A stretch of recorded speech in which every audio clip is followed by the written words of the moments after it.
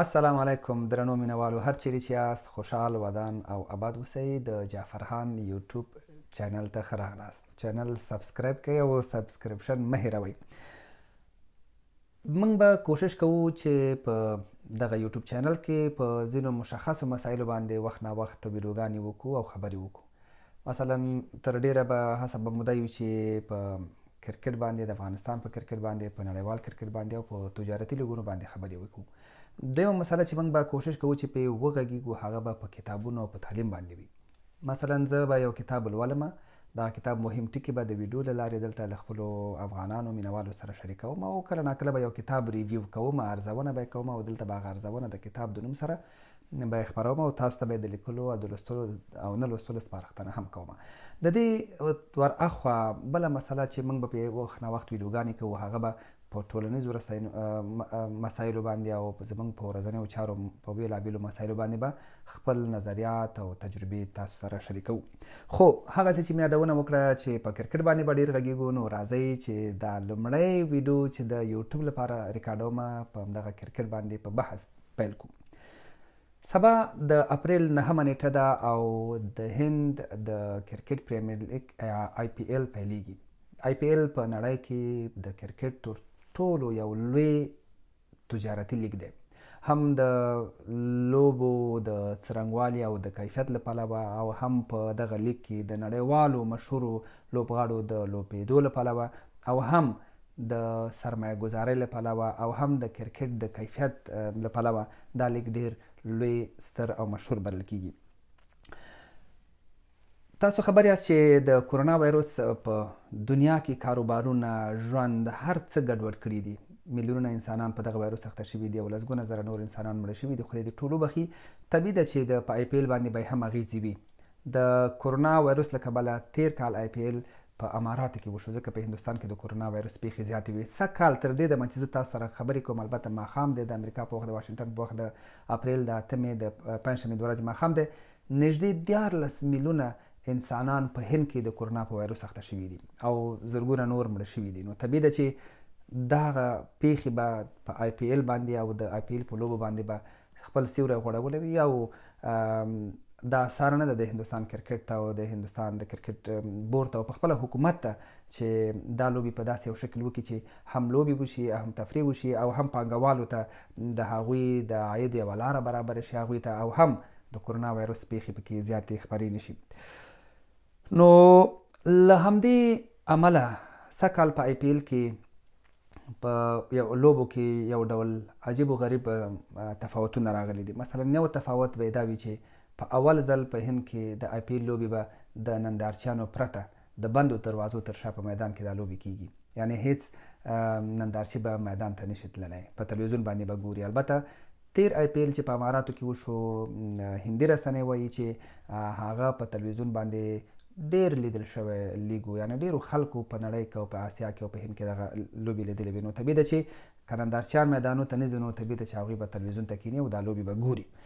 یو غټ تفاوت دا. دویم غټ تفاوت پکې دا دی چې سږ کال د آی پی ایل تنظیمونکو داسې پرېکړه کړې ده چې هر ټیم به په یو میدان کې خپلې مسلسلې لوبې کوي، تقریبا شاوخوا 9 لوبې به کوي، بیا به بل میدان ته ځي.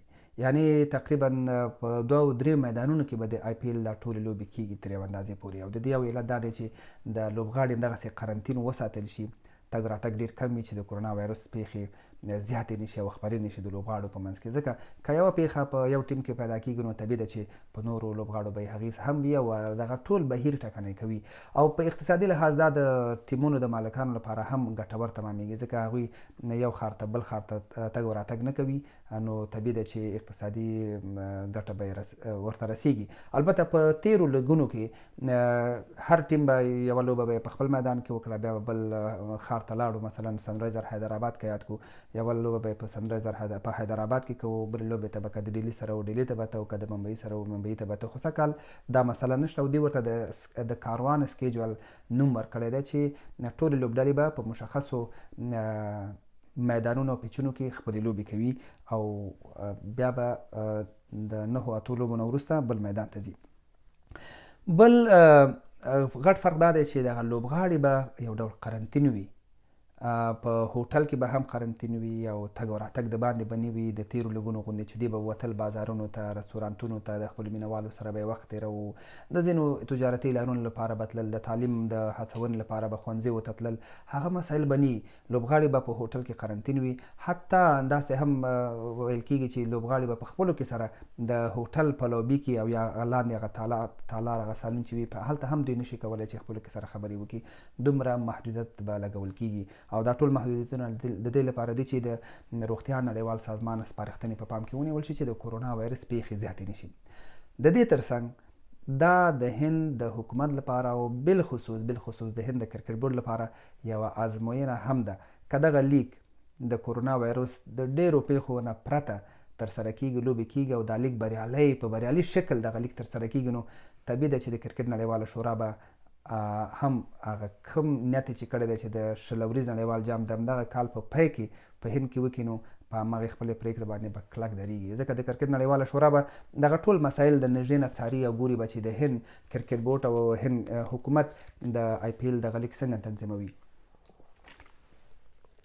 چې دا په خپله د هند حکومت لپاره او د هند د کرکټ بورډ لپاره یوه ازموینه ده. په خپله په لوبو کې په ټیمونو کې ځینې تغییرات راغلي دي. دا طبیعي خبره ده چې یو ټیم کې به یو لوبغاړی زیاتېږي، یو لوبغاړی به کمیږي. پکې دوه مهم تفاوتونه دا دي چې د دوو لوبډلو لپاره نوي کپتانان ټاکل شوي دي. البته پانټ او سیمسن به نوي کپتانان وي د ډیلي لپاره او د راجستان لپاره.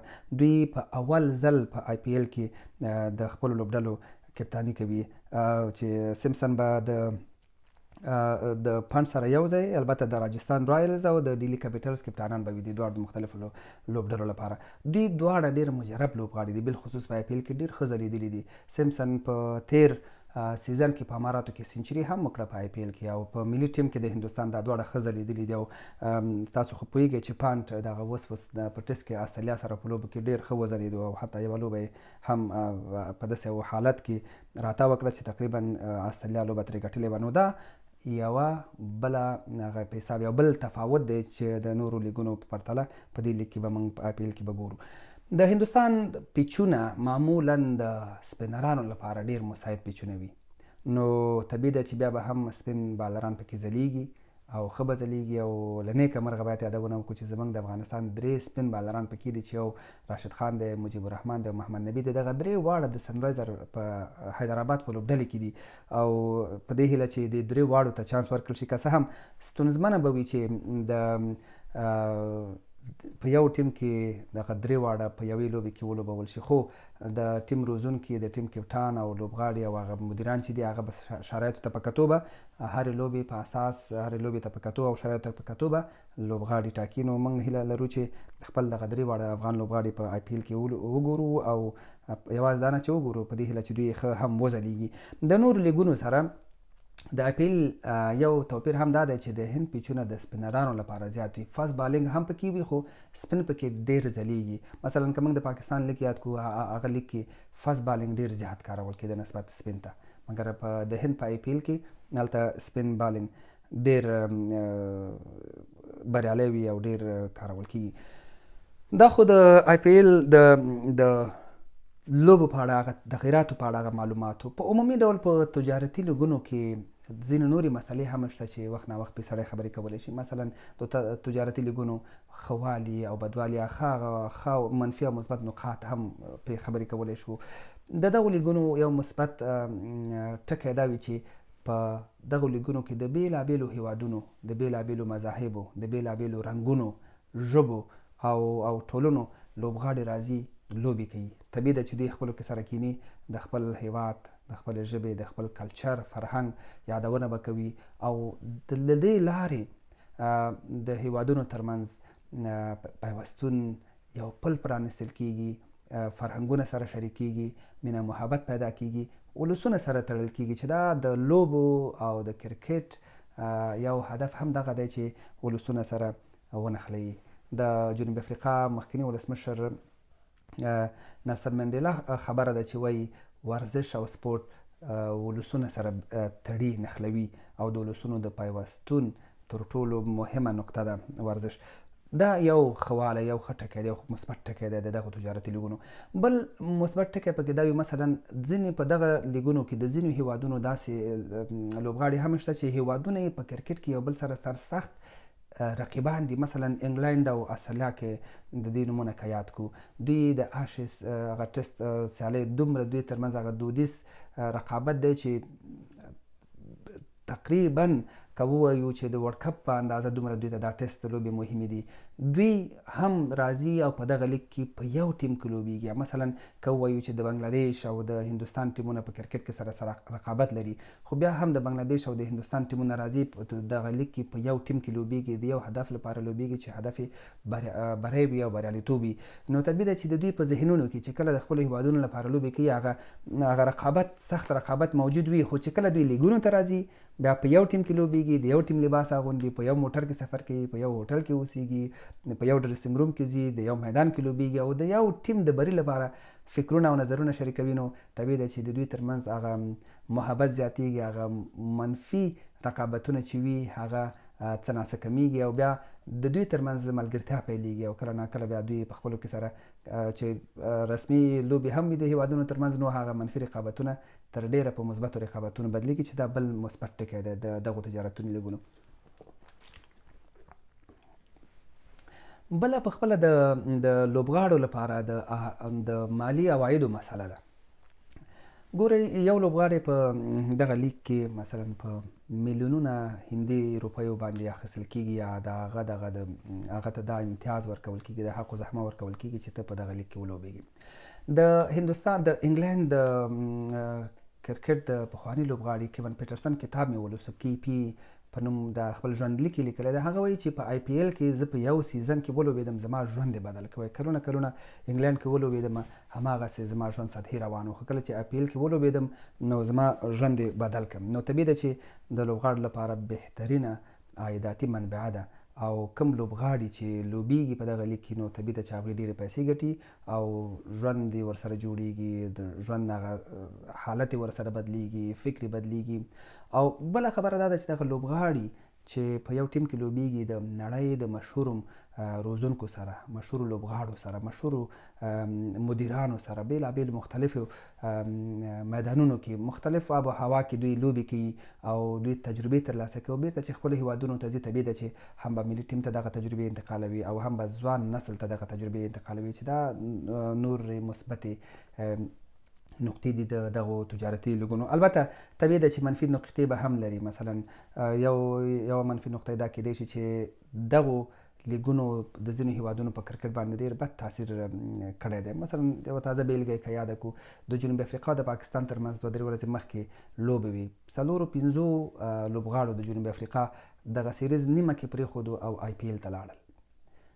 مخکښ لوبغاړي د دوی دغه د ټیم هغه مهم لوبغاړي و دوی او هماغه علت و چې په درېیمه لوبه بیا پاکستان وګټله او جنوب افریقا لوبه وبایلله. دا بیخي د تعجب خبره ده چې د لوبو په منځ کې ستا لوبغاړي ځي، ځکه چې هغه لوبغاړي غواړي عاید ترلاسه کړي، پیسې ترلاسه کړي، هغومره پیسې خپل هیواد ورته نشي ورکولی او هیواد هم نشي کولی چې په داسې یو حالت کې خپل لوبغاړی ایسار کړي، پرېنږدي.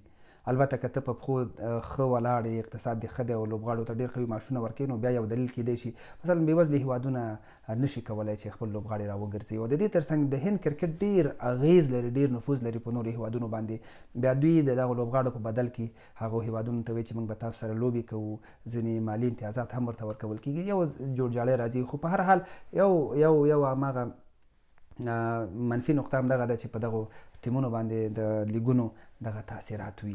نو خبرې ډېرې دي، آهسته آهسته به خبرې کوو. دا زما اوله ویډیو ده چې د یوټیوب د چینل لپاره یې ډکوم او خپروم یو په دې هیله چې کومه خبره مانه غلطه شوې وي نو تاسو موږ ته دلته په تبصرې کې په کامنټ کې ولیکئ، موږ به هڅه کوو چې هغه هغه په پام کې ونیسو. بیا هم وایم دا زما نوې تجربه ده، د یوټیوب چینل مې سبسکرایب کړئ او لایک کړئ او تبصرې ولیکئ. که هر څه لرئ دلته یې ووایئ نو په دې هیله چې دغه تجربه وخت په وخت همدغسې روانه وساتو او په کرکټ باندې په نورو مسایلو باندې خبرې وکړو. په الله مو سپارم، هر چیرې چې یاست الله مو مل شه.